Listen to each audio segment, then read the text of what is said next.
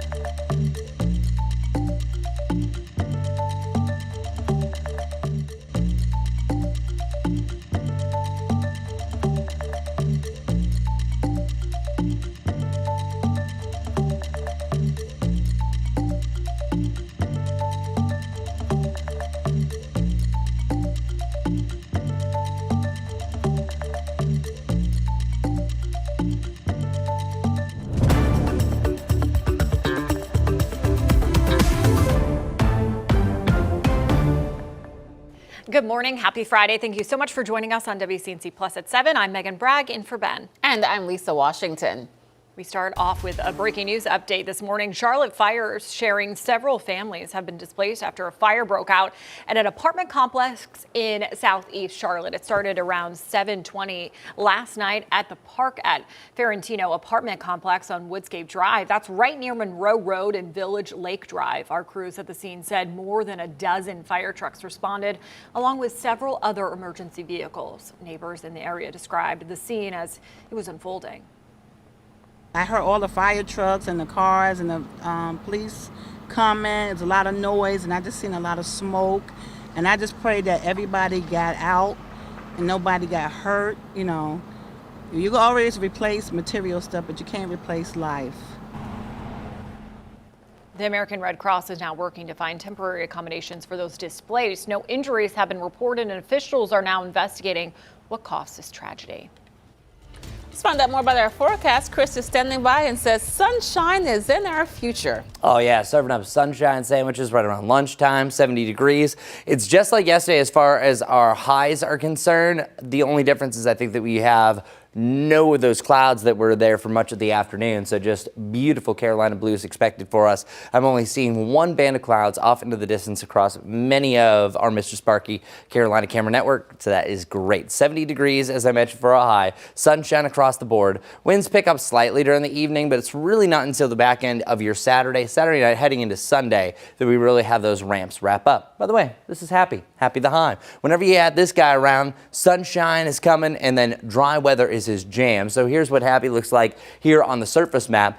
Rotates clockwise, so that allows for a shift of winds out of the north and northwest when we're positioned like this. Once it starts to move east of us, it starts cranking winds out of the south and the southwest. That's exactly what happens later on today, tonight, and into tomorrow. That's going to allow for a much warmer weekend overall, and we're really protected by these dancing H's over the next 24 hours. Once you get to your Saturday, we start to see some changes. Some clouds start to roll back in. There will be a chance for rain Saturday night, but not for Charlotte, and that cloud cover eventually is going to get out of here by your Sunday morning. So marathon runners, Majestic's going to have a lot more on different closures and stuff like that coming up here in just a sec. It's going to be a sunny sunrise right around at 6:59. I've done stories before on ideal running temperatures. Truly, it's the 40s. A mix of the 40s right here. The first couple of hours will be great. However, depending on how long it takes you to run the marathon, by about 11 o'clock, temperatures are back to the mid to the upper 60s, so that's going to be on the warmer side. We're increasing the clouds at that point and start to increase the wind slightly as well. So overall, your weekend forecast, just a cloudier and a windier day on Saturday. But I think it's really Saturday night to Sunday morning will be the windiest time period. And then Sunday trending to be a little bit sunnier, a really warm start in the mid to the upper 50s, and then 77 degrees. That's the absolute top. So here are a couple of the big post-it notes that I wrote this morning. A reminder, it will get windier through the weekend. So say if you're planning on raking some leaves, even though more will likely just fall, you're looking at a windier day where it might be a little more frustrating on Sunday compared to Saturday. As for the rain chances, Charlotte has nothing to worry about. It's really just Saturday night to Sunday morning that the mountains and the I-40 corridor could have a little bit of rain. Starting off with our futurecast winds. Check it out. Gusts to about 15 to 20 miles per hour are possible during your Saturday afternoon. But by about midnight, boom, we're cranking up winds to about 35 to 40 mile per hour gusts. So that's really going to be swaying the branches. If you have a nearby, say, bush, it's going to be tapping those branches on the windows. And then for your Sunday afternoon, you have those winds starting to shift out of the northwest. So gusts to about 40 miles per hour up in the mountains, gusts to about 25 miles per hour across the greater Charlotte area. So just keep in mind, we are going to have pretty strong breeze that starts to shift out of the cooler direction. Meanwhile, our futurecast, there's nothing to worry about. Here's Friday. There goes Friday. Nothing really happened during that time frame, but then watch the difference. Saturday morning, I think we're clear. By the middle of the afternoon, some areas I think you might even have some overcast periods on and off throughout the day. So all in all, I like to call it a mix of clouds and sunshine with a cloudier end, and that's going to lead to that next rain chance. So here it is. You're seeing a few rain showers along the Tennessee border, and then bloop, starts to work its way down towards the I-40 corridor. It does not survive its trip towards the Charlotte area. So we could have a cloudier start to your Sunday, but that actually turns out to be the best day with lots and lots of sunshine going forward. Our rainfall chances, not a lot happens in the near term. It's not until Tuesday and Tuesday night that we have our next rain chance, then again on Thursday. But truly, looking at the long range forecast, it's looking like Friday into the following Saturday is where we could have the best chance for rain and potentially a big cool down behind that, because there's going to be a big time cold front that moves in outside of the 7-day forecast. Now, a lot can still change with that. We're just seeing what pieces are on the board, and that's going to provide really on and off a lot of rain, even a chance for thunderstorms through the stretch over the next 7 around Arkansas, but not a lot here in the Carolinas. So it's not going to help out our drought status, a little bit more so along the Tennessee border overall. And our Jerry Hunt Supercenter 7-day forecast shows that the sweet spot, the warmer spot of the near-term forecast is the now. 70 degrees today with sunshine, 75 and 77. We do not reach that mark over the next 10 days. Instead, we have a little bit of a cool down, lower to the mid 60s for your Monday and Tuesday, which, by the way, the average high is now 63. So technically all these days that you're seeing here over the next 7 are above normal. Back to 70 degrees on Wednesday. Should be rocking the upper 60s to complete next work week. This is a fantastic forecast. Enjoy it and enjoy the warmth while we have it. This is very unusual, closer to a record than where we should be. Let's see what's going on to start off WCNC Plus for our morning commute. Majestic, what you got for us? Good Friday morning, everyone. Well, we're off to an all right start to the day. We have a couple of active crashes, but nothing extremely major at this point. I want to break down what I'm looking at for you. This is going to be our newest crash this morning. It's right here as we zoom it in. It's going to be on Westinghouse Boulevard at I-77. So you can see some of those delays starting to build. So slow moving traffic right around that area. But then as we zoom it on out, we're looking all right around 277, I-77 inbound, more orange now as more people are heading out the door. This is what we typically see this time of the day. And then right here we do have this crash. It's on Red Birch Drive at Otto Ivy Way. It's right towards Mallard Creek Church Road, so kind of off to a side. Not seeing significant delays with that one. If you're coming in from the north, say from Mooresville or Cornelius, even out towards Huntersville, things are looking fine for now. A couple things to let you know about as we're heading into the weekend is a Southern Christmas show. That is at the Park Expo Center, which is right off of Independence. It is going to be jam-packed this weekend, but it lasts all the way through November 23rd. So instead of taking Independence, you might just want to consider taking Monroe Road or Central Ave to Briar Creek to get to the event, or if you typically just take Independence, you might want to use these alternate routes as well. Guys. Majestic, thanks. 7:07 now, and happening today, leaders from across Mecklenburg County are set to speak on those planned Border Patrol operations that could begin in Charlotte as early as tomorrow. WCNC Charlotte's Destiny Richards joins us live in Uptown this morning, breaking down the latest on those reports and what we can expect here from today's gathering. Good morning, Destiny. Good morning. Yeah, local leaders say they still have very few answers about the federal government's plan to send Border Patrol agents here to Charlotte. And it's at this press conference happening later this morning in just a few hours here at the Charlotte-Mecklenburg Government Center that we're expected to hear their first public push for clarity and for calm. The Mecklenburg County Sheriff's Office confirms Border Patrol is deploying to Charlotte, possibly as soon as tomorrow. Those sources say the timeline could shift into next week. But key questions remain, like how many agents will be here, what they'll be doing, and how long this operation will last. Sheriff Gary McFadden says his office will not take part in the operation and has not been asked to participate, though he welcomes open communication with federal partners. We spoke with State Senator Caleb Tedros, who calls the lack of coordination unacceptable. Whenever you see a state of emergency, whenever you see national troops deployed to a city, they're always working in tandem with the local officials, no matter what the political affiliations are, because we understand how some of this perceived chaos can be perceived by the locals, the community at large.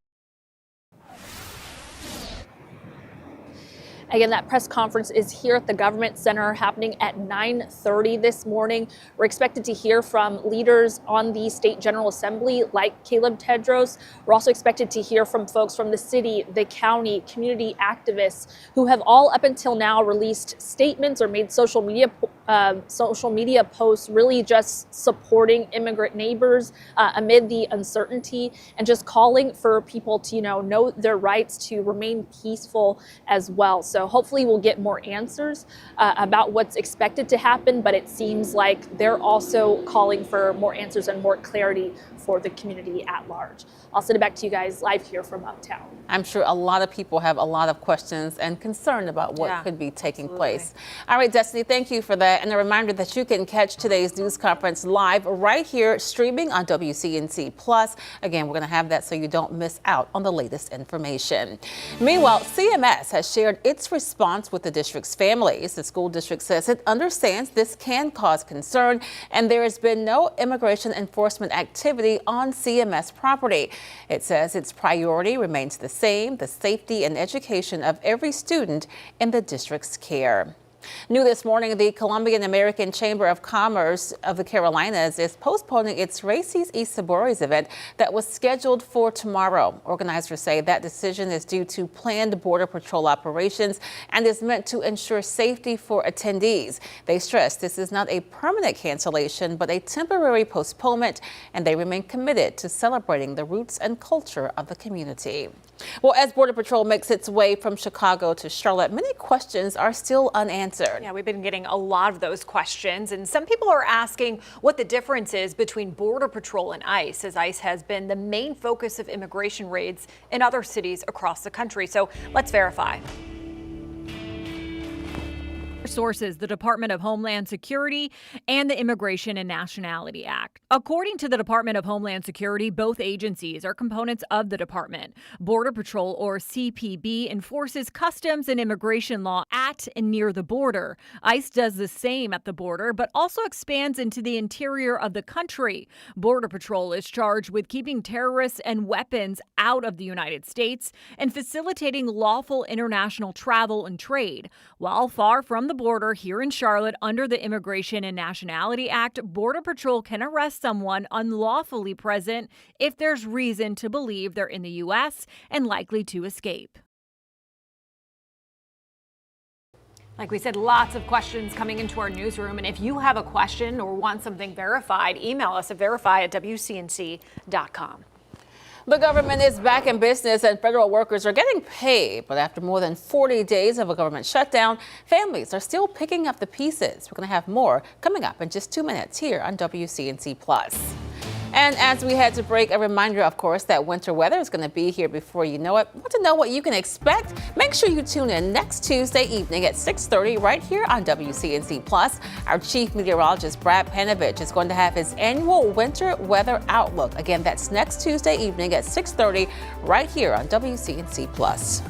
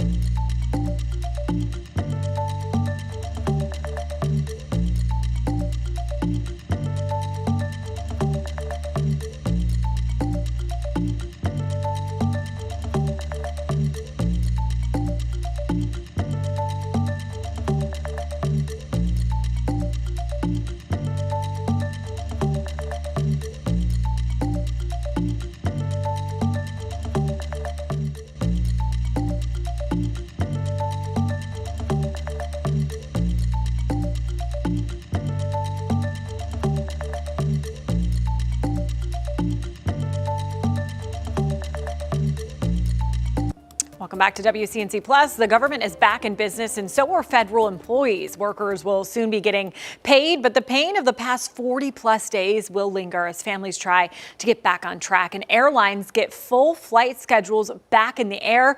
Well, some airport employees are getting a big bonus. NBC's Alice Barr has the latest from Washington. As the federal government grinds back into gear after the longest ever shutdown, federal workers are getting back on the job. Been difficult. I mean, it's a lot of uncertainty. People going to work, people not going to work, whether the government's open, whether the government's not open, whether flights are going to fly on time. With back pay expected to roll out this weekend through early next week for furloughed and essential workers who haven't had a paycheck since, oh God, I don't know, October, the beginning of October. I want to be able to pay my bills.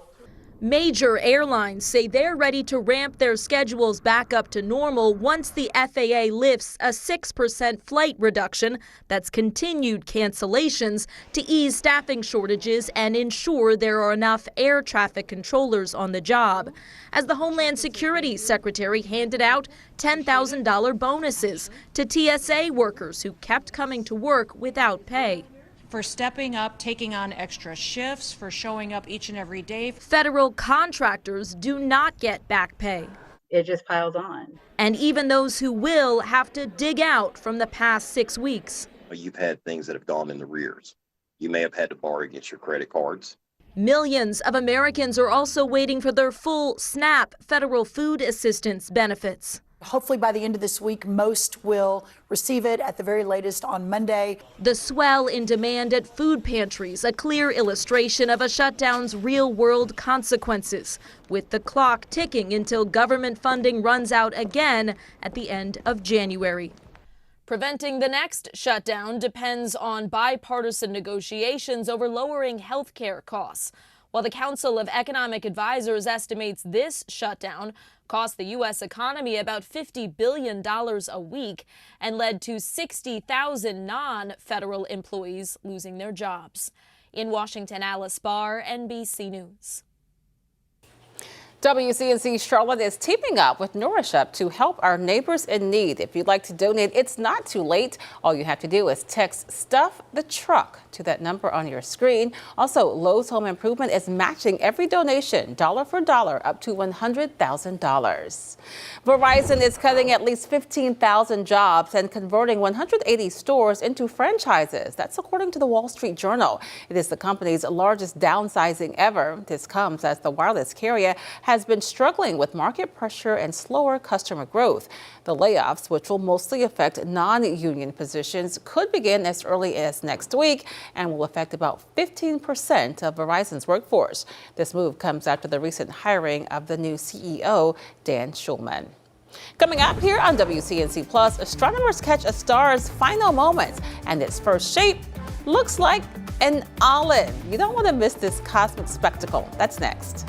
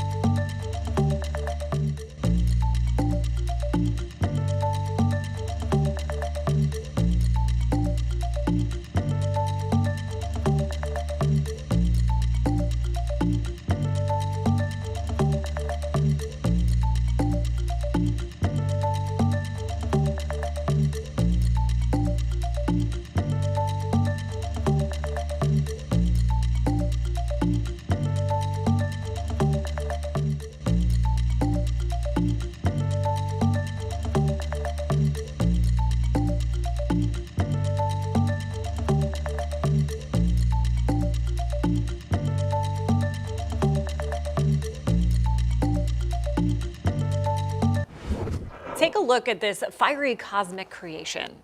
Astronomers say we're watching the first moments of a supernova as a dying star bursts through its own surface. Researchers caught it just hours into its collapse, about 22 million light years away. And for the first time, they could see its early shape, which actually looks a bit like an olive. This brief stage usually disappears fast, making it hard to catch. But this new discovery is giving scientists rare insight into how massive stars die. Wow. That's incredible. 22 million light. How can we see that? I don't know. It's fascinating. Is that real? Like, Yeah, I'm not trying to say like fake news or anything, but like, No, that's wild. And actually, Director Rusty and I have been talking a lot about this last couple of days because there's also the Voyager 1 that's supposed to go through its first light day come November of next year, which, by the way, a light day... What's that mean? Yeah. 16.09 billion miles away. Like, how? Yeah. I just can't wrap my head around it, you know? I have no idea. But what we know about supernovas, which again is amazing how we can see this far, is the universe is a big place. Yeah. But roughly every 10 seconds across the universe, a supernova begins. So what the heck is a supernova? Well, a supernova is just really a catastrophic collapse of a star that releases energy brighter than the entire galaxy. So to put this in perspective, it's take the size of the sun and multiply it by 8. That will likely turn into a red giant. This will happen eventually. So when our sun is going to die, which don't worry, we don't have to worry about that anytime soon for billions and billions of years, but it will return into what's actually called a red giant. And that red giant is going to eventually lead to the next phase, which is a supernova. But the best thing about supernovas is that the explosion is almost like a universe recycling agent. So it takes that stellar material that all goes into the stars, all those elements, and sometimes it can turn into a remnant called a nebula or a nebulae.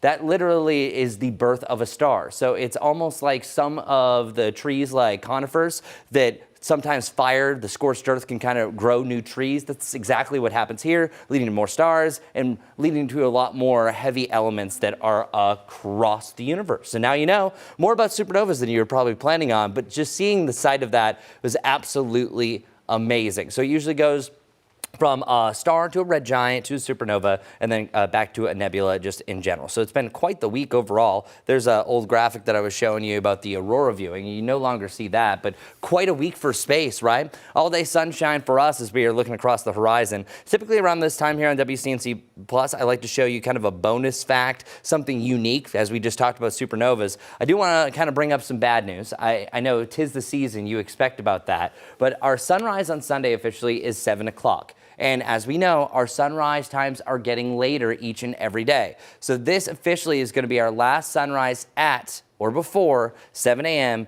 until February 24th. And it's going to increase to about around 7:30 for the first part of January. And then as far as our sunset times go, well, those are actually heading to their earliest time of the season overall, where that officially is going to be between December 2nd and the 7th. But just letting you know, our sunrise time is getting a little bit later, so enjoy the last two. That'll be today and tomorrow, where the sunrise time is before 7 o'clock. There's your weather and unique space perspective. Let's get over to Majestic for things you need to know about your morning commute and this weekend. Let's start with some of those drive times if you are gearing up to head out the door anytime soon. Here we go. Matthews to Charlotte, just over 20 minutes. Around 45 if you're coming in from Salisbury. Waxhaw to Charlotte, around 40. And Belmont into the Queen City, around 25. So plan accordingly. We do have a handful of ongoing wrecks at this point now. We're looking at this crash as it is one of our newer ones. It's a crash here on Queen City Drive at Mulberry Church Road.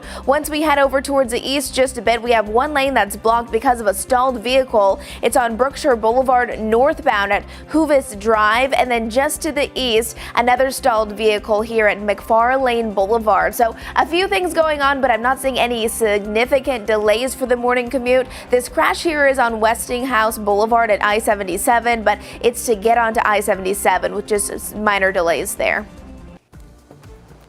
Majestic, thanks. So we're going to take a quick break. We'll make sure that you keep it right here on WCNC Plus. You see the live look over uptown there. As Chris said, plenty of sunshine today and heading into the weekend. We're back with more of the day's top headlines, streaming live at 7:30.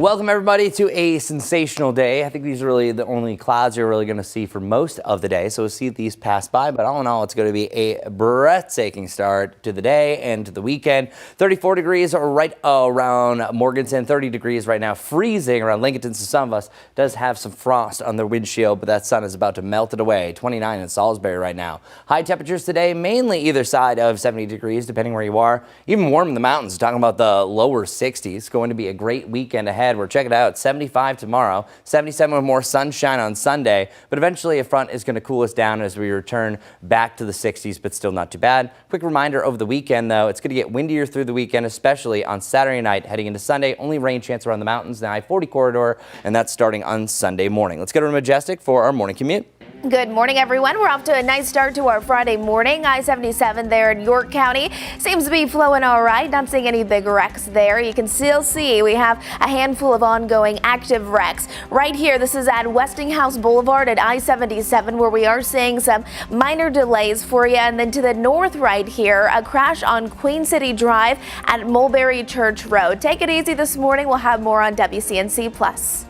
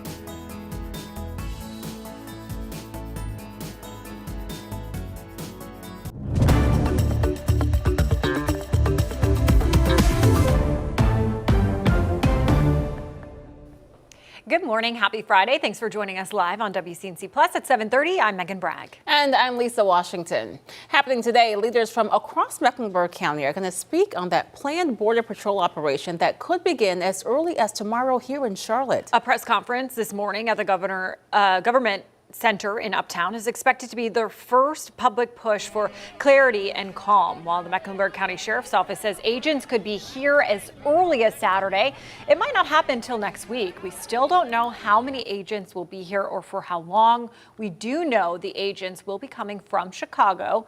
A Latino resource group there encourages people to know your rights. People get educated about the rights, okay? Get prepared.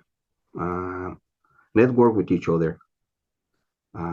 Those that can go out there and raise the voice for the other ones that cannot. Congresswoman Elma Adams, who represents much of Charlotte in Washington, releasing a statement saying, in part, quote, Charlotte's immigrant community is a proud part of the Queen City and will not stand by and watch my constituents be intimidated or harassed. Now, of course, you can watch that presser today live later this morning right here on WCNC Plus, and we'll continue to have continuing coverage throughout the day. Let's go to check on your forecast now. Chris is standing by to tell us about a great weekend ahead. Doesn't get much better than this. Seriously, the record highs for both Saturday and Sunday are 82. we're in the mid to the upper 70s, so close enough, within 5 to 6 degrees of some record highs. That's pretty good for the middle of November. Seeing some distant clouds off yonder here through our Monroe camera. This is actually pointing towards the north and northwest from the government center here. And on top of Beach Mountain, all is clear here as well. A little bit of valley fog there, but yeah, pristine snow here. Beach Mountain still not yet open. Tentatively should be opening up in a week or so. And our current temperatures right now are all over the place. But with this weird background is that I'm showing you here, sometimes it's better than others, is just showing that most of the area has some sort of frost potential, or it is freezing. It is technically freezing for you in Albemarle and Wadesboro, 32 on the nose, exactly freezing for you in Sherrod, 30 degrees around Lincolnton.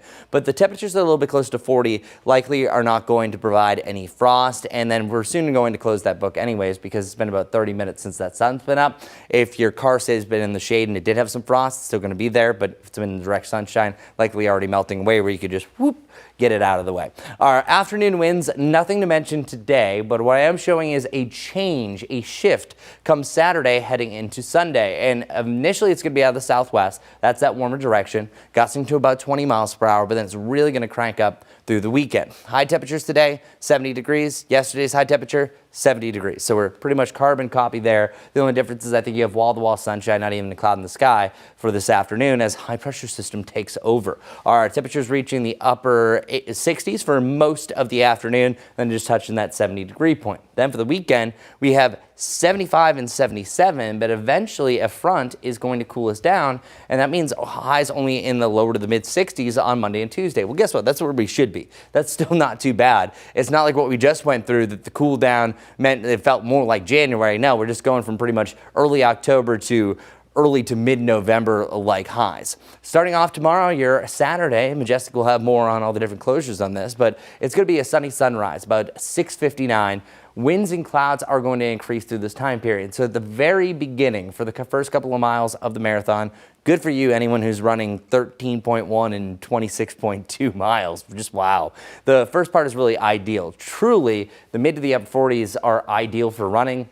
Your body doesn't have to work as hard, doesn't overexert itself, but by the back end, say if it takes you 4 hours to run the marathon, well, temperature's going to be in the mid to the upper 60s, which would be a little bit more uncomfortable, but hey, it could still be a lot worse. It could be a lot colder, or it could be a lot warmer as well. But also a reminder through the weekend, it's going to get windier through the weekend, and we do have a rain chance. It's only for the mountains to around the I-40 corridor, but this looks to be fairly weak and does not look to impact the Charlotte area. And another thing to mention about your Sunday, the sunrise time, and I mentioned this just recently within the half hour, 7 a.m. is the sunrise time, so it's the last one at or before 7 a.m. until February 24th. Oh, how times change, right?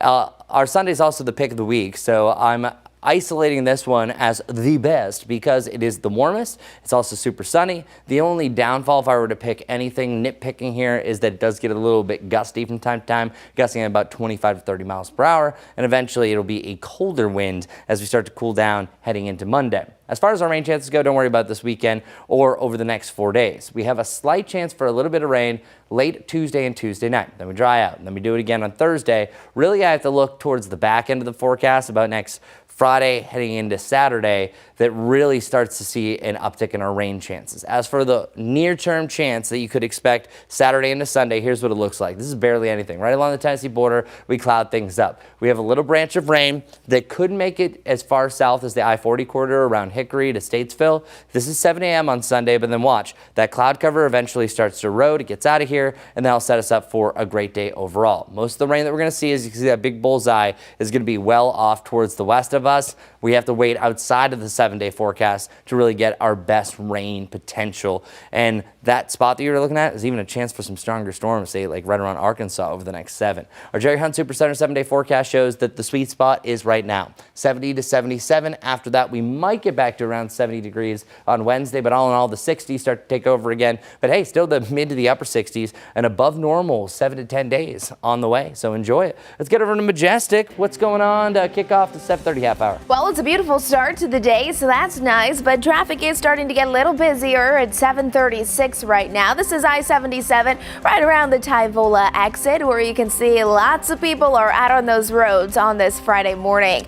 Even if you're coming in from York County or if you're going into York County from Mecklenburg County, you can see no big problems. You'll want those sunglasses this morning. It is absolutely gorgeous. We do still have a handful of ongoing wrecks. This one right here, you'll want to keep in mind, although I'm not seeing significant delays. It's on Westinghouse Boulevard at I-77, and then this one here is at Queen City Drive at Mulberry Church Road. We do have a stalled vehicle that's making some delays here on Brookshire Boulevard northbound, and then this accident right here on Mount Holly Huntersville Road, one of the newer ones. Independence this morning is looking all right, but don't forget, we do have a big event ongoing, not just this weekend, but all the way until November 23rd. It's a Southern Christmas show. It happens at Park Expo Center right off of Independence, so this area is really going to be not the best place to be traveling. So your alternate routes, whether you're heading to the show or you just typically take Independence, would probably be Monroe Road or Central Ave to help you get right around it.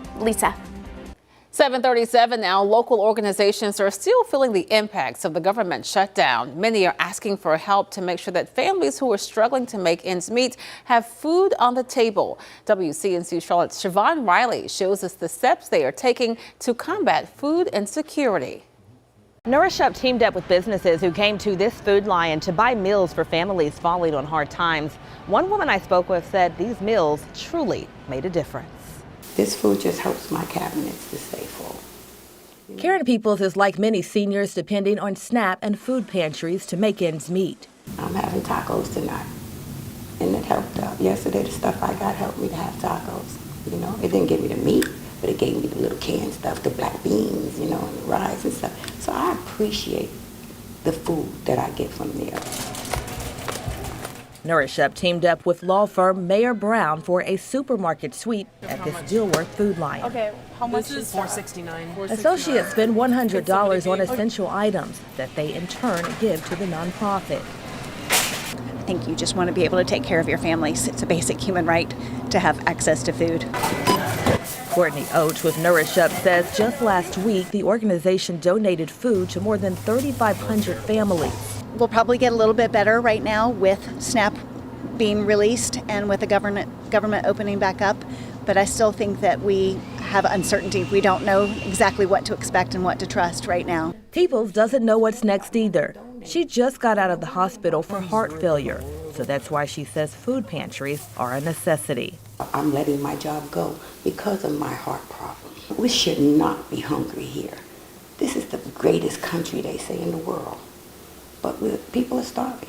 But there's hope for families because the food brought here will be distributed to 40 food pantries across Mecklenburg County. In Dilworth, Siobhan Riley, WCNC Charlotte. And a reminder that WCNC Charlotte is teaming up with Nourish Up to help our neighbors in need. If you'd like to donate, it is not too late. All you have to do is text Stuff the Truck to that number on your screen, 50155. Again, text Stuff the Truck. Also, Lowe's is going to match every donation dollar for dollar up to $100,000. Well, you heard Chris talking about just how great our weather is going to be over the weekend. Now, it's not going to be that way forever, of course, because winter will soon be here. And to help you be prepared for winter, make sure that you tune in next Tuesday evening at 6:30 right here on WCNC Plus. Our chief meteorologist, Brad Panovich, is going to have his annual winter weather outlook. I know a lot of you look forward to hearing that. Again, next Tuesday, 6:30 right here on WCNC Plus.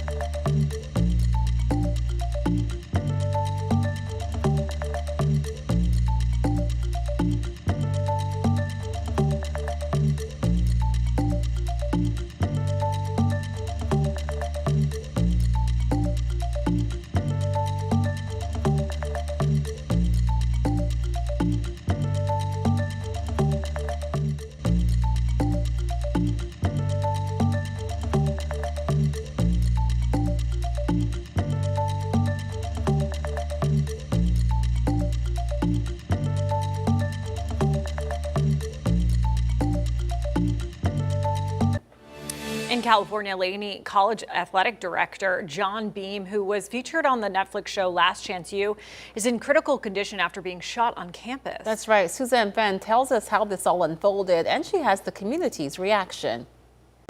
Late Thursday, a steady stream of people arriving at Highland Hospital, including police and family members. People in the athletic community turned up, some in their ball caps, some clearly members of the Laney College athletics program. 19-year-old Giovanni Valverde and his teammates were stunned to hear that athletic director John Beam had been shot. I was shocked. It didn't really feel real. I think it was like really like a surreal moment. Valverde, who plays left guard for Laney College football, says Beam has had a big impact on the lives of many young players. He recruited all of us to come and play at Laney and stuff to give us another opportunity to play football. At Laney College late Thursday, flowers for the athletic director and beloved former coach.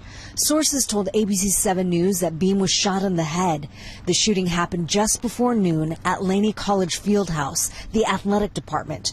The shooter got away, and Oakland police now need help finding the gunman. We're currently asking the public's help in locating a suspect, a potential suspect in this case. It's a male unknown race, wearing all dark clothing and a black hoodie, that fled the scene. This is the second school shooting in Oakland in 2 days. The first shooting happened at Skyline High School, which Beam has strong ties to. Oakland City Council member Noel Gallo, who has known Beam for decades, says he's frustrated by the violence. We just experienced Skyline High School, where he coached football for many, many years. And now for that, for that to happen over at Laney College under considering his many years at Laney College as a coach, as an athletic director, leader of our young people, that what would happen? What happened? And that's the question that I have now.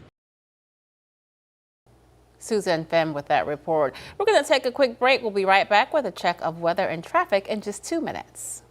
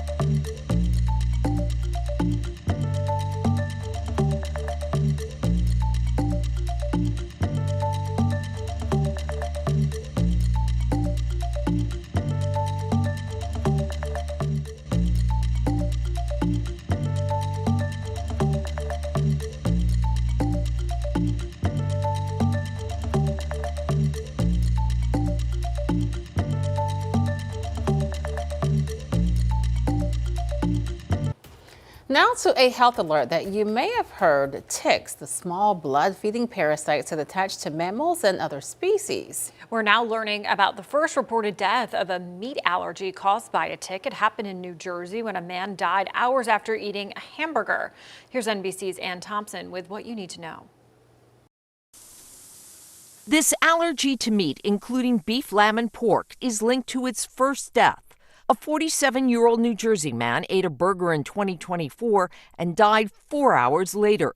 2 weeks earlier, he got sick after eating a steak. It really illustrates the need for education, because when he had the very severe episode of abdominal pain, they had no sense that that could be anaphylaxis. University of Virginia's Dr. Thomas Platts Mills identified the death and the allergy behind it. It's called alpha-gal syndrome. It usually starts with a bite from a Lone Star tick that sensitizes a person's immune system to a sugar molecule found in the meat of mammals called alpha-gal. Reactions can include hives, nausea, and life-threatening anaphylaxis. Debbie Nickel lives with alpha-gal. I would wake up in the middle of the night with this extraordinary stomach pain. One of 450,000 Americans with the tick-induced meat allergy. From the time of onset to my diagnosis in 2019, it was probably 11 or 12 years. And your doctor even went so far as to remove your gallbladder? That's correct. Alpha-gal is managed with diet, avoiding meat as well as dairy and lard from those sources, and ticks. I still go out and hike. I still eat really, really well, even if it means I don't consume beef or pork or dairy. It's a challenging lifestyle, but there are ways to find joy. I mean, that's just awful. Concerning. In North Carolina, by the way, ticks can be found year-round, but they are most common from late spring to early fall. Local species include the American dog ticks, black-legged ticks, and the Lone Star ticks, the ones that we just heard about. Heads up, ticks can be active even outside the main seasons, so it is always important to be on the lookout to prevent them, of course. Avoid walking in heavy vegetation. Make sure that you wear that insect repellent, especially if you're like hiking or doing something. And especially important to check your body, because you don't want to find a tick after you've been out. So do that check just to make sure. And check your pets as You well. for Sure. Yep. Yes, I lived in Arkansas for 3 years and I never heard about this ever, but Arkansas and Missouri, that type of tick is so common, and it was almost a frequent conversation where people knew so many people who had that issue where they would get bit by this tick and then they could never eat red meat ever again, or they would get so severely sick. And it was kind of freaky because you would go out and you go hiking or whatever in Arkansas, and the ticks there are unlike anything I've ever experienced. Right. And so they're kind of like all around. You have to continuously check, and you're always wondering, like, is this actually the one? So it's just scary, but a good reminder that even not even outside of summertime, you know, it can still be a problem. Always be mindful. Yeah, I actually first learned about this from Majestic, and I was like, no way, because we're worried about Lyme disease. Right. And that one actually seems a little bit more predictable because it's a smaller tick, it's the deer tick. Yes. But then also there's a ring that forms around the bite. And then if you go to the doctor and catch it within a small time frame, I've had it before. Yes. That you're okay. You're not going to have long-lasting effects from it. But then the longer that you let any of this linger, you can have long-term damage. But that's awful. I do have one question. What's this by We're going to get to that. I saw that it was What is going on over there? It's Don't worry. coming. Let's talk about the weather first, though. It's coming up very soon. All right, sorry. High temperatures. Good one. 70, 75, 77. So you can see that little top that's happening over the next 10 days. So welcome to your 10-10-10 forecast. Temperature is going to be cooling back down. So you're seeing a big drop off back down to lower to the mid 60s on Monday and Tuesday, which, by the way, is fairly close to where we should be for this time of year, for the middle part of November. And then you can see we're back to about 70, and then we're fluctuating between the mid to the upper 60s, which is amazing, heading through the 23rd of November. Now, I do want to show you this is when it feels like. It's pretty much the exact same graph I was just showing you, but I adjusted the ranges. You can see we have a little bit more November-like temperatures, which averages anywhere from about 68 to 58 degrees. This time of year should be mainly about the mid 60s, but it's the next few days that actually feels more like the early part of October, so enjoy that. But where we just were, check this out. Ugh. We are actually dropped down to January status, and then we are rocking that October light trend for the longest time. As far as our lows are concerned, I am not looking at any freezing temperatures for Charlotte in the near term. I still think like areas like Lincolnton, Morganton, you will drop down close to that freezing point, I think, again earlier next week. But all in all, these lows are trending in a much better direction. Lastly, for our 10-10-10 forecast, what can you expect for precipitation over the next 10 days? There's a slight chance the end of your day on Tuesday you could see some rain. Again on Thursday and Friday, but realistically, if you go to next Friday and Saturday, that's the 21st and the 22nd, that is shaping up to be our best chance for rain. So if you have any distant future plans, a lot can still change in the near term. Just kind of keep that in mind. There you go. That's your 10-10-10 forecast. Now there's the Now with Majestic. Good morning, everyone. I want to talk about the Charlotte Marathon that's going to be going on this weekend. They have the full, the half, and the 5K. It's on Saturday at 7:20 in the morning. These are going to be some of the neighborhoods impacted by it. So starting in Uptown, heading through Myers Park, Dilworth, Noda, Plaza Midwood, even the Little Sugar Creek Greenway. So there's going to be tons of runners. It's going to be a fun environment, but if you live in those neighborhoods, you need to be mindful of that. For the full marathon, again, it's starting on Tryon Street between Brooklyn Village Parkway. Moorhead Street will be impacted, College Street, 4th Street, Queens Road, and even Kings Drive. So lots going on there. That's just the full marathon, but this one is also the half marathon. A lot of similar roads going to be impacted by that. All right, thanks, Majestic. As we go to break and as we bask in the, not break, we're basking right now. Yeah. Let's not break. We're basking in the afterglow of the Red Cup day yesterday. Another hot commodity at Starbucks is making headlines again. You've heard of the viral Barista Cup that's taken over the internet. Well, earlier this week, fans were getting a little frustrated when that cup actually sold out. The good news, people are selling them online.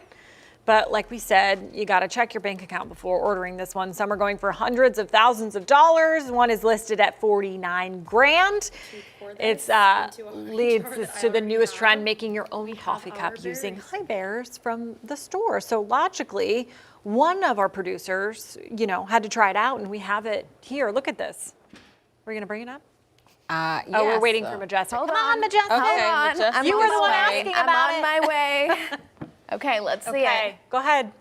There it is. So I guess we have it.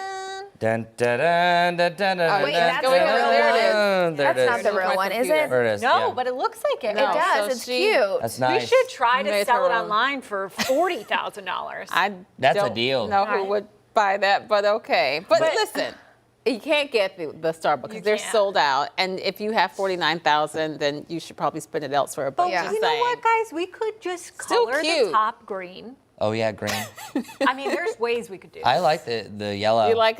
Do you think that people just like open the lid and drink it like that, or do you actually put a straw in it? You could do either or, I think. I'm guessing you can maybe open. I think you do like a shooter. Let's see you do it. I don't know. Don't do that, Chris. It's not mine. Marie worked very hard on this, even though it did just get iced. I watched the process. It looks fantastic. It looks What does it sound like though? Oh yes. You think hear that? so? Yeah. Talk about ASMR. Oh yeah. Oh my goodness. Yeah. All right, I'm doing a blast. Okay, do it. You do it at a distance. It's okay. Here we go. I'm glad we aren't. There we go. All right. Yeah. It works well. That was good. Yeah, and then you just shake it up and go. Yeah. Very good. There you go. That is Very so good. cute. All I right, like we're it. going to take a break. Make sure you stay with us. We're going to have the day's top headlines. The Bear Cup is going to go away. Coming up at the top of the hour, we'll have more of the day's top headlines. First bid at $10,000. Do I have $10,000?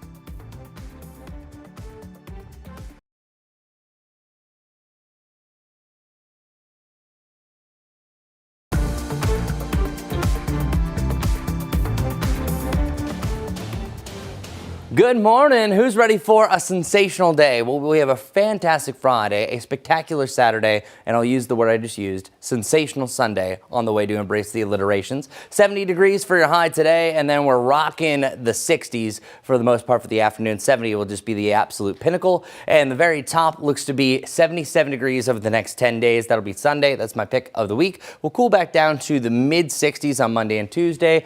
Try to get back to 70 degrees again on Wednesday, and then lower to the mid mid-60s to the upper 60s, ranging for the rest of that 10-day forecast. As far as our lows around Charlotte, no freezing temperatures in sight. We will have some near 30s on the horizon. Some of us most likely drop into freezing across the greater Charlotte area, and then no precipitation until late Tuesday. But Jess, take it away. What's going on? Let's take a look at some of those drive times for your Friday morning commute. If you're coming in from Matthews, it's going to take you around 25 minutes to get into Charlotte. There's our map here. We have a couple of problems that are ongoing, including this one. Crash on Westinghouse Boulevard at I-77, where we do have some minimal delays. And then a lane is blocked because of a stalled vehicle on Brookshire Boulevard. Northbound lanes being impacted there. And don't forget, this weekend, the Southern Christmas Show, there's going to be a lot of congestion on Independence.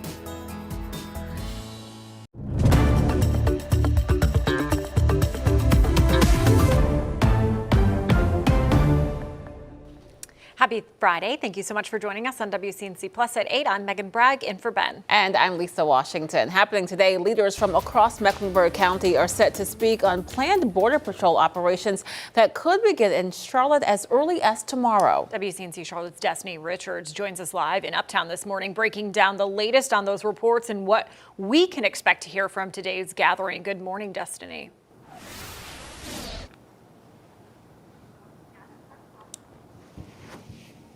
Whenever you see a state of emergency, whenever you see national troops deployed to a city, they're always working in tandem with the local officials, no matter what the political affiliations are, because we understand how some of this perceived chaos can be perceived by the locals, the community at large.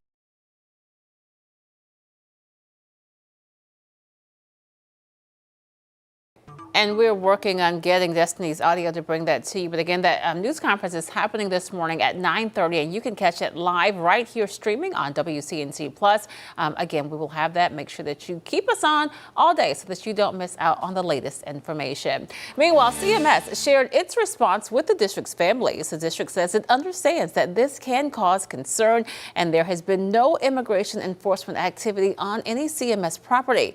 The district also says its priority remains the same, and that's the safety and education of every student in its care. New this morning, the Colombian American Chamber of Commerce of the Carolinas is postponing its Races y Sabores event that was actually scheduled for tomorrow. Organizers say the decision is due to the planned Border Patrol operations, and it's meant to ensure the safety of attendees. Now, they do stress this was not a permanent cancellation, but a temporary postponement, and the organization remains committed to celebrating the roots and culture of the community. Now, as Border Patrol makes its way from Chicago to Charlotte, many questions are still unanswered. Yeah, and some people have asked what the difference between Border Patrol and ICE is, as ICE has been the main focus of immigration raids in other parts of the country and in the city as well. So let's verify. Sources, the Department of Homeland Security and the Immigration and Nationality Act. According to the Department of Homeland Security, both agencies are components of the department. Border Patrol, or CPB, enforces customs and immigration law at and near the border. ICE does the same at the border, but also expands into the interior of the country. Border Patrol is charged with keeping terrorists and weapons out of the United States and facilitating lawful international travel and trade. While far from the border here in Charlotte under the Immigration and Nationality Act, Border Patrol can arrest someone unlawfully present if there's reason to believe they're in the U.S. and likely to escape. Of course, we have many questions coming in on this topic. If you have a question about this topic or want something else verified, just email me at verify@wcnc.com. All right, who's ready for it? It's going to be a wonderful weekend. This is going to be a nice little surge. I'm super pumped for it. I usually get easily excited about nice days, but this is going to be a near historic stretch because realistically, the highs that we're going to see for the 15th and 16th, that's this coming Saturday and Sunday, are going to be closer to a record within the top 5 to top 10 warmest for those days in climatology. Meanwhile, today, 70 is just a nice above average day. Should see all day sunshine. At most, you might just see a passing few upper level clouds, not as cloudy as yesterday. Temperatures ranging anywhere from about 60 degrees to 68 from about 11 till 3, and should be about 3 to the 4 o'clock hour that will hit that high around 70 degrees. Winds out of the south-southwest on the lighter side of things, but we'll start to crank those up heading into the evening slightly. Hey, who's this guy? This is Happy the High. Whenever you have one of these on the map, loves bringing sunshine. Dry weather is his jam. It's almost like a weather dating profile here, but he's cool to his left and warm to his right. What does that exactly mean? Well, if you put here, I'll get over here. I'll try to be happy here. If we're talking about the left, so your right as you're looking at the screen, this is filtering in winds out of the north and northwest because it rotates in a clockwise fashion. When you start to get on the other side of that, that cranks winds out of the south and the southwest. That is where you maximize your warm up, and that's exactly what's going to happen over the next few days. You have these highs that are dancing around, filtering in some of that warmer air, and then eventually we're going to have a few fronts, a few boundaries starting to move in. That's going to increase the clouds and the winds for your Saturday, and then eventually we will see a cool down behind a front. But for the Charlotte Marathon, kicking off your Saturday, good for you, anyone who's running 13.1 or 26.2. Well, the winds and clouds will increase by the latter part of this, but you should see lots of sunshine, near perfect running conditions to begin with, starting off in the 40s. So good for all. Or maybe you're doing something opposite. Maybe you want to put on your cloak, go to the Ren Fest, where this is the second to last weekend. It should be perfect. 75 degrees, just with more clouds on and off throughout the afternoon. 77 on Sunday with mostly sunny skies. Enjoy it. A couple of reminders though. It's going to get windier through the weekend, where I'm looking at some gusts to be as high as 30 to 40 miles per hour overnight on Saturday, and then heading into Sunday morning. That's also bringing some rain for the mountains, the I-40 corridor, but just the high country and north of I-40. Elsewhere, you should be just fine. Then you're going to see a little bit of a cool down, only returning to 65, 64 for Monday and Tuesday. We'll challenge 70 degrees a couple more times next week, but all in all, the mid to the upper 60s start to take over. So enjoy the warmest days while we have them.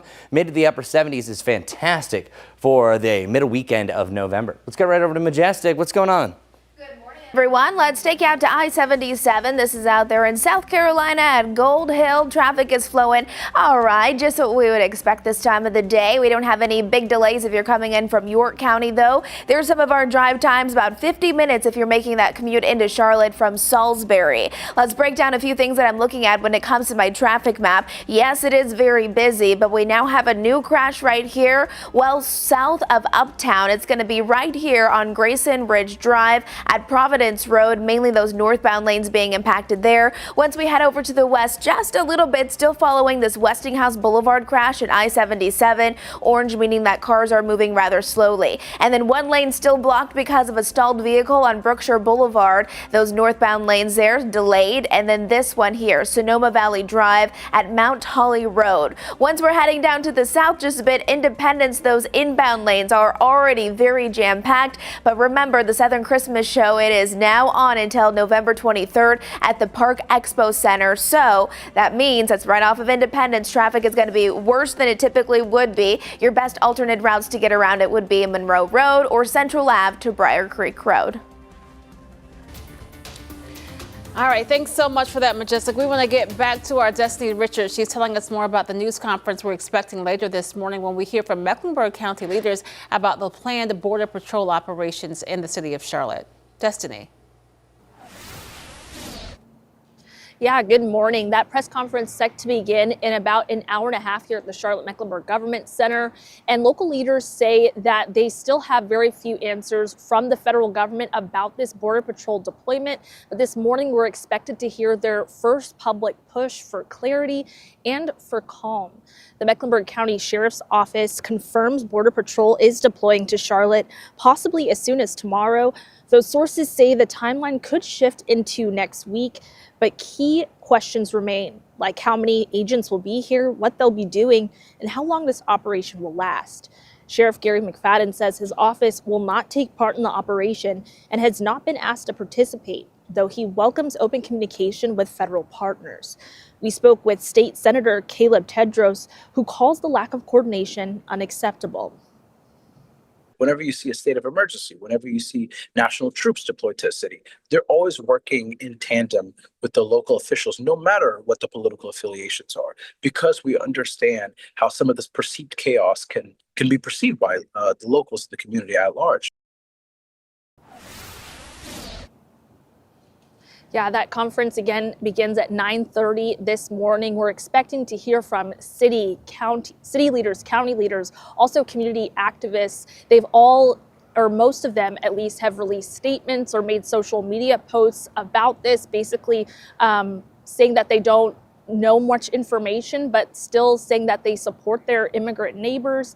And of course, this is something that, they're going to be urging residents to just stay calm, remain peaceful, but also saying that they should know their rights and just come together amid this uncertainty. I'll send it back to you guys live here from Uptown. All right, Destiny, thanks so much for that. We appreciate that live report, and we'll have that news conference streaming live right here on WCNC Plus. All right, we are going to take a quick break right now, but make sure you stay with us. Right now, though, here is an exclusive deal for our viewers. Hey, I'm here to save you money every day, and we test a lot of products. We leave the rejects over here. We only send you the best. And this is going to save you some serious money at the dentist. Teeth whitening can cost hundreds, like north of $600. You can do this for a fraction of the price. This is from Pure Sonic. It is their LED teeth whitening solution. The LED part is what makes it go so fast. They say it goes 10 times faster than going to the dentist, and it's a lot cheaper too. They give you the gel, they give you this tray. You literally just turn on the LED light and put it into your mouth like this. I'll do it for you. Keep it in there for 30 minutes. You're already gonna see results. 7 days, you're gonna get the results that you want for your teeth whitening. Now there's another product they have too. It's these teeth whitener pens. This is pretty cool. You just twist it and some gel comes out. Perfect for the road, perfect if you have headshots or a business meeting. You literally just dry your teeth and then paint it on, and it's instantly gonna make your teeth a bit whiter. All right, so you have that, and then the other thing you have is this water flosser, rechargeable with the USB. You just turn it on like that, and it works. And there are 3 speeds. 25% off each of these products. You can buy 1, you can buy 3. It's 25% off. Just scan the QR code on your screen or go to shoptvdeals.com.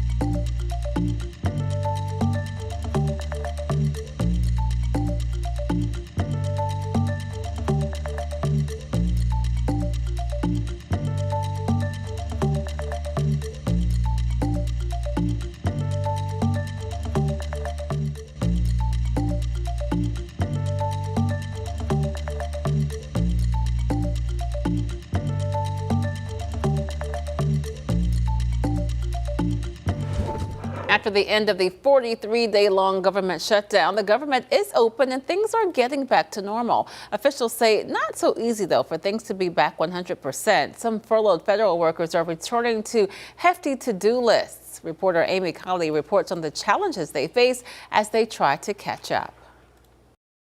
It will take time for this all to get back up and running. Some functions of the federal government are getting back online quickly post-shutdown. Others face impediments. The Agriculture Secretary says SNAP benefits should go out by Monday at the latest. It's moving, it's coming, and for those who really depend on it, good news is on the way. Officials say certain federal employees should start getting back pay today. Some agencies warn it could take another week to make their staffs whole. One factor that is hampering it is a lot of these payroll offices have been cut down in size as part of the early downsizing efforts that the administration took very early on in President Trump's term. Officials say such layoffs also are complicating efforts to get heating and utilities assistance to qualified Americans. Meanwhile, the Smithsonian says it's opening its museums and zoo on a rolling basis starting today. The National Gallery says it'll be fully open by tomorrow. Conservationists say some national parks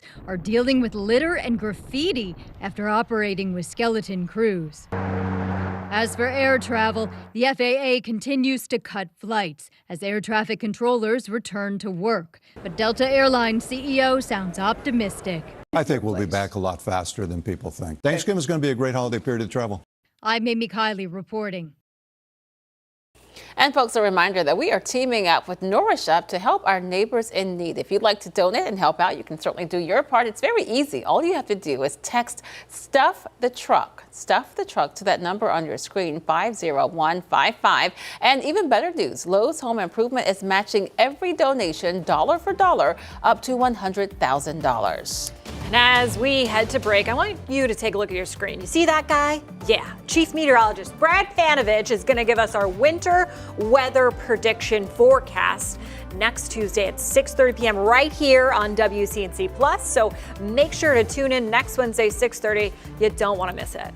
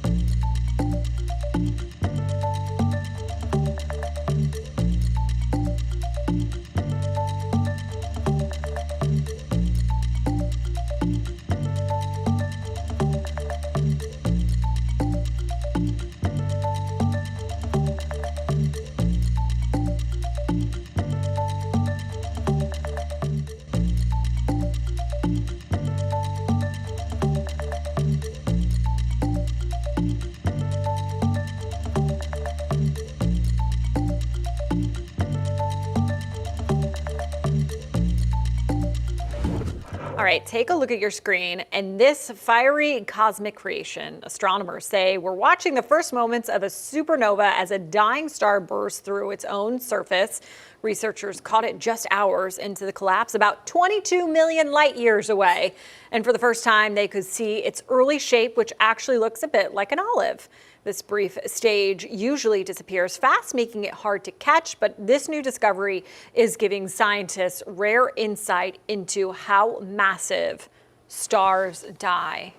Now, Chris, you were explaining earlier, before you get to supernova stage, what is it? The red giant. The red giant. So picture our sun and Okay. inflate it by 8 times.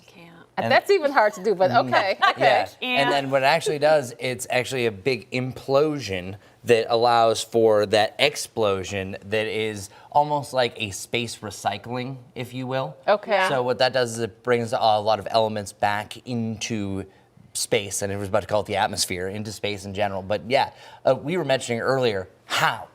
Right. How? You know what, too, is like, it's like one of those things when you're looking up at the stars and you start thinking and you start thinking and then you can't stop thinking because you're like, oh my gosh, that's just scary because that's what makes me think about everything. I think it just shows just how minute and how small we are and our worries compared to the huge universe, the galaxy, all the things. Yeah, we're not even a molecule Right? when it comes down to that. No.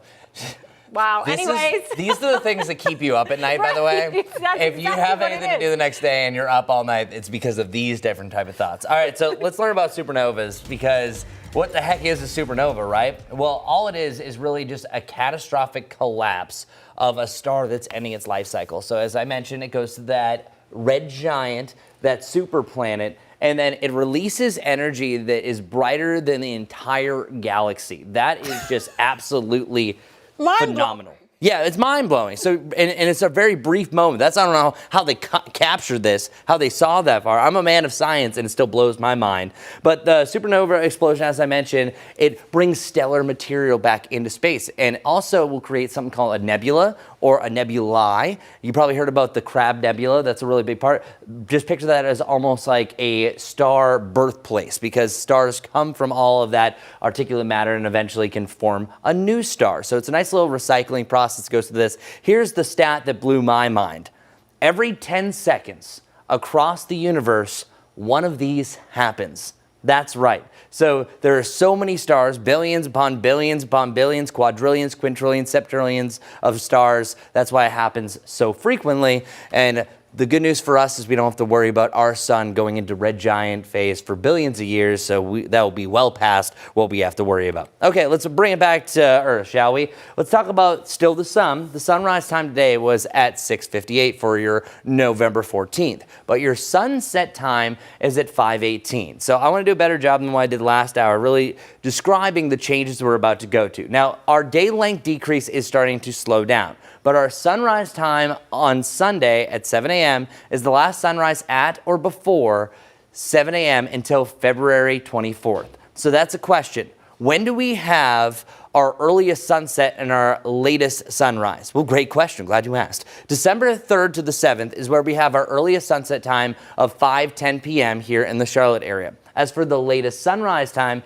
it takes a while. It's not until January 2nd to the 12th that we have that general time around at 7:32. So we are getting a little bit closer and close to those times. They don't really change too much overall, but we're getting close to it. So again, December 3rd to the 7th, that's where we have our earliest sunset time, but that's splitting hairs because today's at 5:18 is only an 8-minute difference. Okay, now we're talking about more sunshine across the board for today, increasing more clouds for your Saturday, and then on Sunday, I think you have some clouds to start off the day, but all in all, it turns out to be a mostly sunny day, great for being outside and doing anything that you can imagine underneath the sun. It is going to be a really good one. Our long-range forecast also shows that this is the absolute top, 75, 77, before we're back to the 60s, which realistically where we should be for the middle part of November, even the latter part. We should be closer to 60 degrees. We're still above normal over the next 10 days. So enjoy the warmth while we have it, because we know what December likes to do. All right, that's your weather report. Let's go right over to Majestic. What's going on? Good morning, everyone. We've been following a lot of different things for you this morning. We're going to be talking about the Charlotte Marathon, of course, all of those impacts that'll be all across town. But I want to show you this. This is I-77, where area roadways are still flowing all right. Still want to give you some updates on what's happening right now for that morning commute. Belmont to Charlotte, about 25 minutes to get you into the city, about 47 if you're coming in from Salisbury. So make sure you plan accordingly. We do still have a handful of ongoing wrecks. This one here is not clear cleared yet, and it may impact your commute just by a couple of minutes. It's on Grayson Ridge Drive at Providence Road. You can see mainly to the north there. And then as we head over to the west, you can see this crash that we were talking about for over an hour that is now cleared on Westinghouse Boulevard at I-77. Larry. Hi, this is Larry Sprinkle. The big question, what to do? What is happening this weekend across the area? Well, let me tell you this much. It takes place in Uptown Charlotte, and it is a sight to see this weekend. It's the 704 Outdoor Face-Off that's continuing, started earlier in the week. Teams from all over the Carolinas and the Southeast playing at Truist Field in Uptown Charlotte. The 704 Outdoor Face-Off Ice Hockey, Saturday night, Alabama taking on NC State. Game time 7:30. So don't miss it. It's all at Truist Field Ice Hockey this weekend. I'm Larry Sprinkle. All right, we're going to take a quick break, but keep it right here on WCNC Plus, and we'll be right back.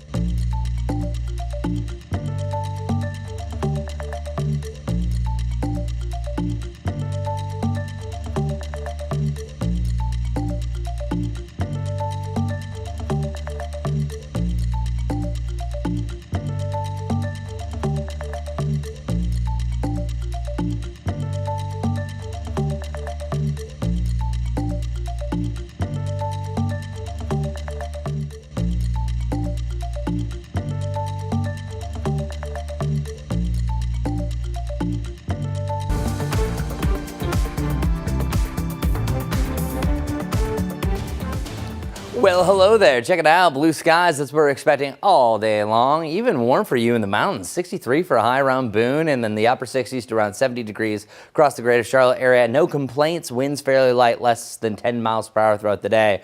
Our lows tonight falling down into the lower 40s. Some of us will still drop down into the upper 30s. And then by the time you get to Sunday morning, very mild indeed. And then eventually we topple back down to either side of 40 degrees heading into next week. Here's the Jerry Hunt Supercenter 7-day forecast. Here's the top, 75 and 77. Feel more like early October. Enjoy it. We're avoiding the rain for the Charlotte area, but could see some up in the mountains heading into Sunday morning. After that, mix of the 60s to around 70 degrees through next week. Enjoy it. Let's get over to our morning commute with Majestic Storm. Good morning, everyone. Happy Friday. Hope you're off to a good start to your morning. You can see this is I-77. It's a beautiful start to the day if you're making that commute from York County. Don't forget this weekend. It's a big weekend. The Southern Christmas Show. It has already kicked off. It's at Park Expo Center right off Independence. It is going to be jam-packed through November 23rd, and so will Independence. So if you plan on traveling that direction, you might not want to take Independence over the next couple of weeks. Instead, Monroe Road or Central Ave.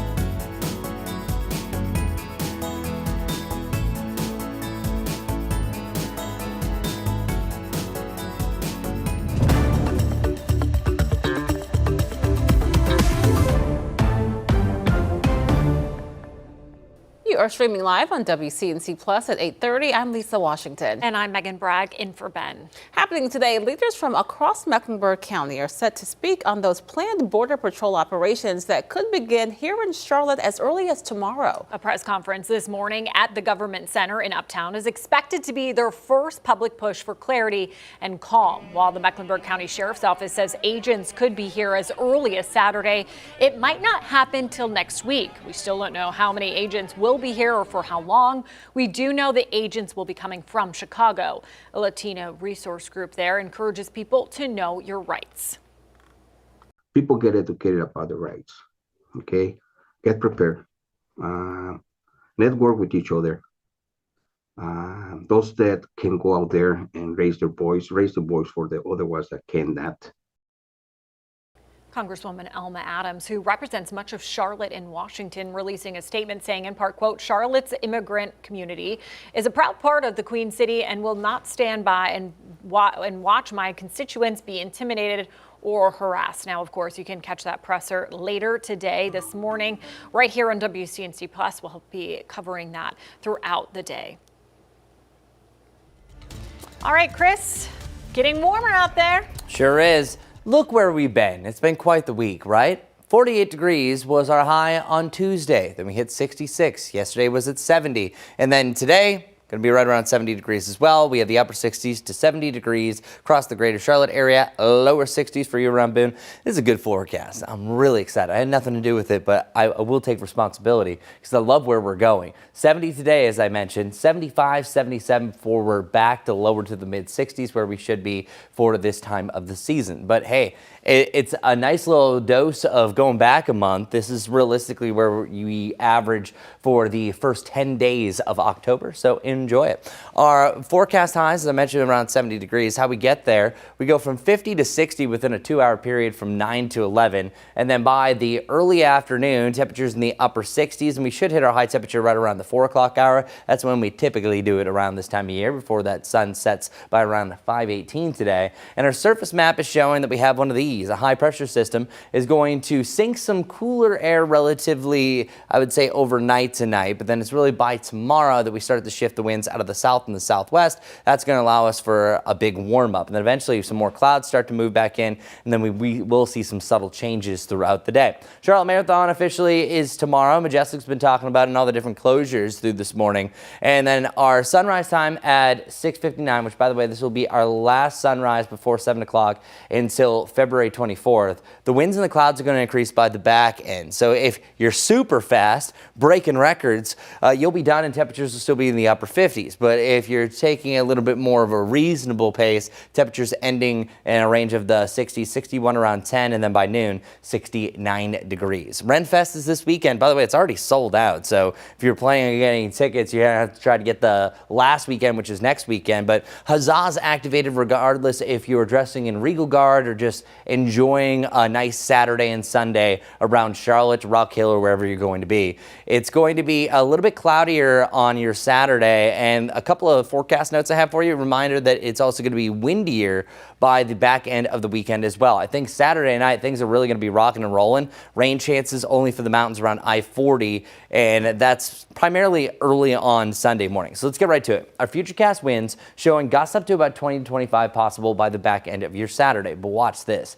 This green represents gusts anywhere from 30 to 40 miles per hour later on your Saturday evening and through the overnight as this front gets a little bit closer. And then eventually we shift the winds out of a cooler direction by the back end. Still on and off gusts up to 40 for you in the mountains, and on and off gusts from 20 to 30 miles per hour here in the Charlotte area. So what I've been telling people is, say if you want to do some leaf raking, it's better to do it on Saturday compared to Sunday because the winds are going to be a lot more aggressive, and then things will calm down heading into your Monday. As far as the rain chances go, watch. Nothing's really happening, right? Just a few upper level clouds to the north. That's the entirety of the next 24 hours. By tomorrow morning, we see clouds right along the Tennessee border, those moving from the southwest down to the southeast. So we will have a cloudier end to the day, and you will see a general increase of that cloud cover. Here's the rain chance that I was mentioning. Barely, just on and off showers through the overnight, heading into Sunday morning. They start to work their way right around the I-40 corridor and then poof, disappearing, allowing for a nice sunnier afternoon. So enjoy it. As far as our rainfall chance chances go. We have a slight chance for rain on Tuesday around Charlotte. Thursday we do it again, and I think it's really next Friday and Saturday that's going to be our best chance for rain for the long range forecast. But for our Jerry Hunt Supercenter 7-day forecast, you can see the mid to the upper 70s are the top. Outside of that, still above normal temperatures for our highs, at least around the norm for our lows once you get to about Tuesday morning. And then we should be rocking the mid to the upper 60s the entirety of next work week, even into next weekend. So enjoy the warmer temperatures while we have it. Tough to beat, 75 and 77 for the middle part of November. How's this morning commute looking, Majestic? It's been all right, and it's continuing to look beautiful, so that always helps for that early morning commute. It's after 8:30 though now. This is I-77 at 277 right around John Belk looking towards Uptown. Still a handful of ongoing crashes. This one here is a new one, and we're seeing now red associated with it, meaning stop and go traffic is ongoing. University City Boulevard at I-485, so if you're coming into that direction, it's going to slow you down about 5 minutes right now. In addition to that, we're following Grayson Ridge Road, or Grayson Ridge Drive at Providence Road, where we do have some minor delays, but not seeing anything significant. This one here is another story. We're looking at one lane that's currently blocked, I-77 northbound at exit 9 to get onto I-277, and not too far away, this one is the entry ramp onto John Belk. Those northbound lanes are going to be impacted by that because one lane is currently blocked. This is I-77 coming in from York County, where conditions continue to look nice and smooth. But don't forget, the Charlotte Marathon is this weekend. We'll have several delays, several roads closed because of it, and the major neighborhoods that those runners will be going through: Uptown, Myers Park, Dilworth, Noda, Plaza Midwood, and then Little Sugar Creek Greenway as well. This is going to be ongoing tomorrow morning starting at 7:20, and lots of streets will be impacted by that. We'll have a little bit more information coming up here in just a few minutes. Lisa. Majestic, thanks. Time now 8:37. Local organizations are still feeling the impacts of that 43-day government shutdown. In fact, many of them are asking for your help to make sure that families that are struggling to make ends meet have meals on the table. WCNC Charlotte's Siobhan Riley shows us the steps they are taking to combat food insecurity. Nourish Up teamed up with businesses who came to this food lion to buy meals for families falling on hard times. One woman I spoke with said these meals truly made a difference. This food just helps my cabinets to stay full. Karen Peoples is like many seniors depending on SNAP and food pantries to make ends meet. I'm having tacos tonight, and it helped out. Yesterday, the stuff I got helped me to have tacos. You know, it didn't give me the meat, but it gave me the little canned stuff, the black beans, you know, and the rice and stuff. So I appreciate the food that I get from there. Nourish Up teamed up with law firm Mayer Brown for a supermarket suite at this Dilworth food line. Okay, how much is $4.69? Associates spend $100 on essential items that they in turn give to the nonprofit. I think you just want to be able to take care of your families. It's a basic human right to have access to food. Courtney Oates with Nourish Up says just last week the organization donated food to more than 3,500 families. We'll probably get a little bit better right now with SNAP being released and with the government opening back up, but I still think that we have uncertainty. We don't know exactly what to expect and what to trust right now. Peoples doesn't know what's next either. She just got out of the hospital for heart failure, so that's why she says food pantries are a necessity.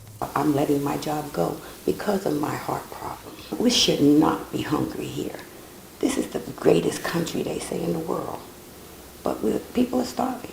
But there's hope for families because the food brought here will be distributed to 40 food pantries across Mecklenburg County. In Dilworth, Siobhan Riley, WCNC Charlotte. And a reminder that WCNC Charlotte is teaming up with Nourish Up to help our neighbors in need. If you'd like to send a donation, you can do so by texting Stuff the Truck to that number on your screen. And even better news, Lowe's Home Improvement is matching every donation dollar for dollar up to $100,000.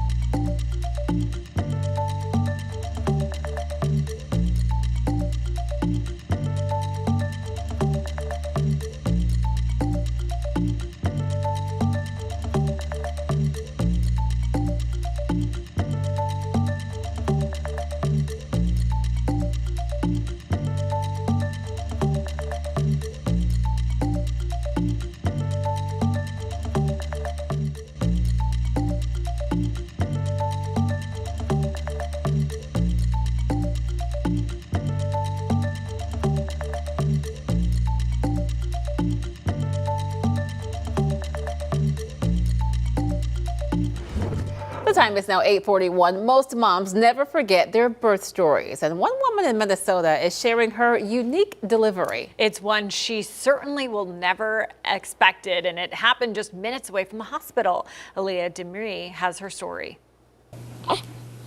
She's so cute, isn't she? Baby Sadie Olson, only a few days old and is already trending. She's 6'7". And her mom, Erin Olson, means that literally. The mother of 4 is very familiar with Olmsted Medical Pregnancy and Birth Center. I've had all of our kids there and wonderful care, you know, overall just a great place to give birth. But technically not all of them. Baby Sadie was born just a couple of minutes away from the hospital. In fact, Erin gave birth to Sadie in the front seat of their family's minivan near Mayo High School. So I was like holding the headrest. My husband, bless him, was very calm, but also like, what do I do? What do I do? And he was driving very fast. She just came right out. It was certainly not a part of Erin's birth plan. Sadie wasn't supposed to be born until November 18th, 10 days ahead of schedule. On Saturday evening, November 8th,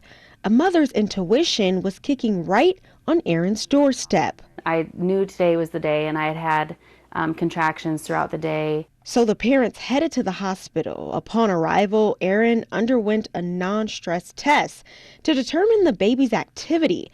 The results showed her contractions were 6 minutes apart and she was 3 centimeters dilated. Erin was sent back home after doctors said she wasn't in active labor. Back at home, Erin's pain continued to increase. Contractions were very strong. I was making like laborious, grunty noises, and my husband was like, we need to go.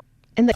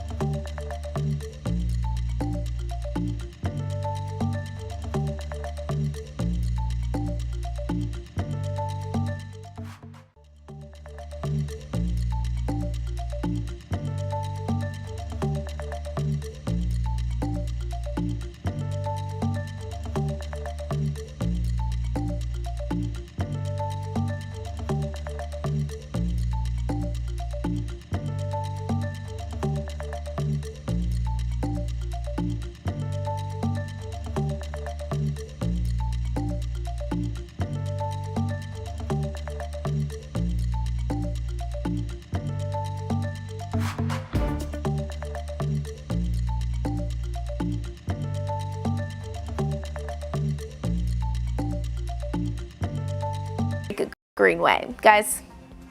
Take a look at this. That's right, an electric flying car, and it's here in North Carolina. Yeah, Flynn Snyder tells us more about the aircraft and the test flight in Northampton County.